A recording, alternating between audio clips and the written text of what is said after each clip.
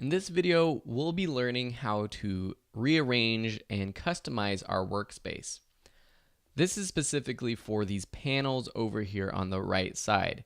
You notice in the last lesson how you can see different panels behind some of them. They're hiding, but they're here available for us to use. But some of these we don't use, and there are others that I want to add to my workspace that I use a lot when designing and editing photos in Photoshop. To rearrange and move panels, what you can do is literally click and drag and move out your panel. So say I just click and drag the library out here. I can leave it there, or I can add it somewhere else. I can add it to anywhere really on the workspace. When I have it hovering and I'm clicking and dragging and holding it, and say I have it and you see that blue line pop up, that's where if I let go, it pops into place. So say I want to put libraries above this adjustments and style panel, I can just click and drag it and hold it until this entire bar is blue and then drop.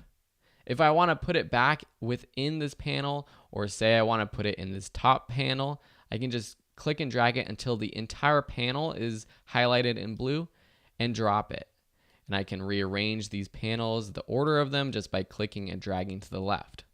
If I want to get rid of this panel, what I can do is drag it out here and click the X button. Or another thing we can do, which is what I'll show you with this styles panel, which I don't use really ever, I can just right click any of these panels and close it so it's not there anymore. Here's another one that I don't want to use, the device preview, so I can right click this and close it. If I want to reopen any of those panels or find new panels to open up, I can go to Window. Then here between 3D and Tool Presets, these are all the panels that you can open up. One panel that I use all the time is the Character panel. And you notice when I click the Character panel, it opens up right here in this sort of toolbar right here. If I want to move these panels over here to the right side with these big windows, I can just click and drag it over here. And now Character will always be open if I want. And I can also do that with Paragraph and put it there. So I do use Character and Paragraph a lot, but when I'm editing photos, I don't use them all of the time. So I will just move it and leave it in this tool area right here. And so if I want both of them back in this tool area right here, I can click the second one, and I can either put it below the Character panel, which means when I open Character, it's an individual panel, and the Paragraph is an individual panel. But if I want Character and Paragraph to be both in this window when I open it up, I can click and drag the Paragraph and add it to this window right here. So hover over the Character panel that I just put there. When both the top and the bottom are highlighted blue, I can drop it in there. And now you see they're together. And if I click Character or Paragraph, they're both in there.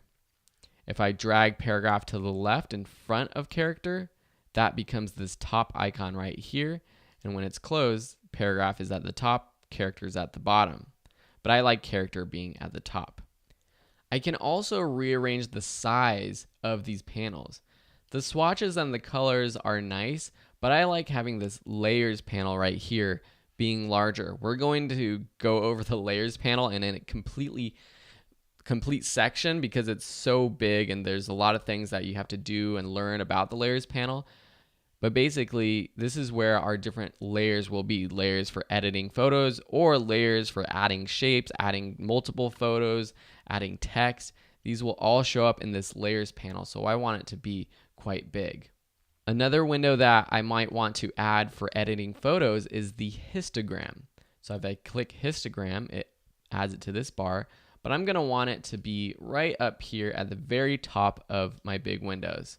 And the histogram is going to come in handy when I am editing photos. And it also brings up the navigator, which I'm going to add right there too.